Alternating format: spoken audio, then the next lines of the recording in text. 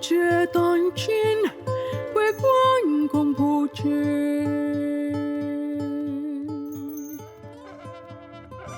Los potros, claro, como que siempre acompañan o acompañaban la vida mapuche. En todas las ceremonias se utilizaban los ponchos, cuando había palín o camaricún, las ñañas eran las que se preocupaban de ponerle el asiento a las otras visitas, así con puros ponchos pues, de distintos tamaños, de distintos colores.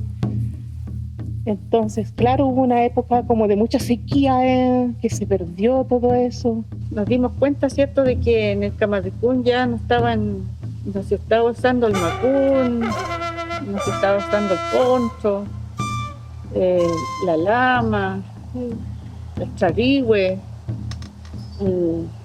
los caballos ya no andaban tampoco con su implementación. Cuentan los antiguos lo sucedido hace miles de años en el territorio de Huillimapu. Relatan que cuando el sol comenzó a apagarse, los antepasados decidieron guardar en las entrañas de la tierra un saber único. Mucho tiempo después, un rayo de sol iluminó la gran montaña e indicó el sendero de un grupo de mujeres hacia un nuevo sembrado de tramas milenarias. Mi mamá tejió, mi abuelita tejía, entonces para ella igual es importante poder recuperar, poder volver a tejer y volver a conectarse con el hilado, con las lanas y con este conocimiento del Merrecán. Es así como estas mujeres descubrieron entre sus manos el origen de este saber ancestral, entrelazando los hilos de la historia hasta la actualidad. Vamos haciendo nutra, se van recordando tiempos pasados y de esa forma se va como hilando al presente. Huecafe, mujeres, arte y memoria. Siempre vi un huichal en la casa, en este tiempo sobre todo afuera. Había un poncho urdido, había un macún, siempre había. Entonces uno parte desde niña, desde que comienza, ¿cierto?, a tener como, no sé, pues dar los primeros pasos, por decir así, comienza a ver un huichal, de cómo lo urdían, cómo lo amarraban, todo como el proceso, comenzando de la esquila, cuando estábamos ya en noviembre, diciembre, se esquilaba la lana.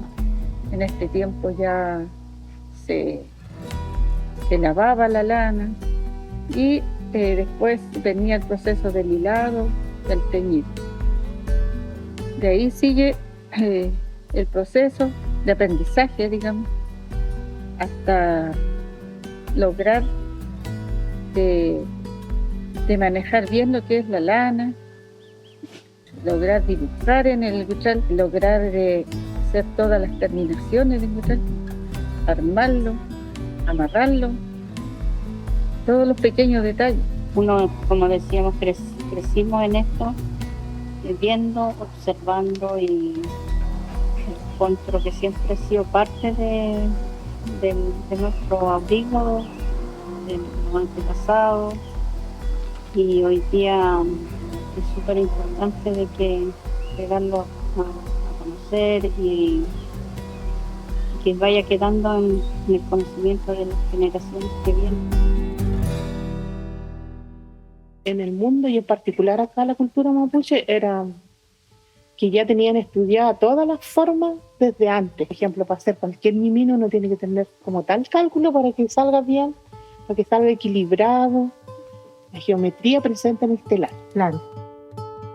Hace unos días hablaba con mi ñuque y me decía que antiguamente cuando nacía un niño o una niña, las abuelas generalmente siempre regalaban ponchos. Yo tengo uno de esos ponchos regalado de mi bisabuela, que con ese poncho yo aprendí las técnicas que se usaban en mi territorio.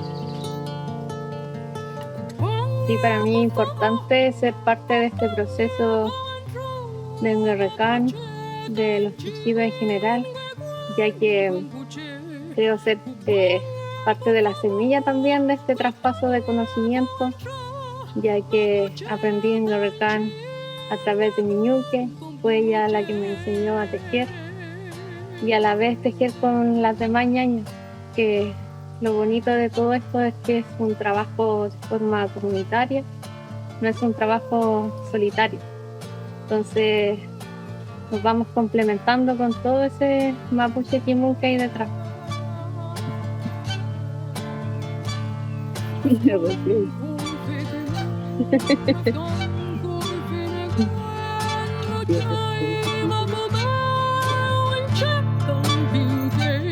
Aproximadamente unos 12 años yo llevo aprendiendo este arte, el arte del huital. Mi primera maestra fue acá la ñaña Margot Juanquil. Yo soy de otro territorio, del Lojo Mapu, de la comuna de Temuco.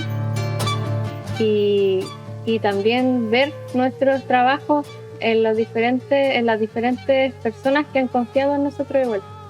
Ver nuestros trabajos en los camaricún, que eso yo creo que es como impagable, yo creo, la emoción que se siente cuando se usan nuestros charigües, nuestras lamas, nuestras chutamas, los ponchos, dentro de cada ceremonia mapuche que tenemos acá en el territorio.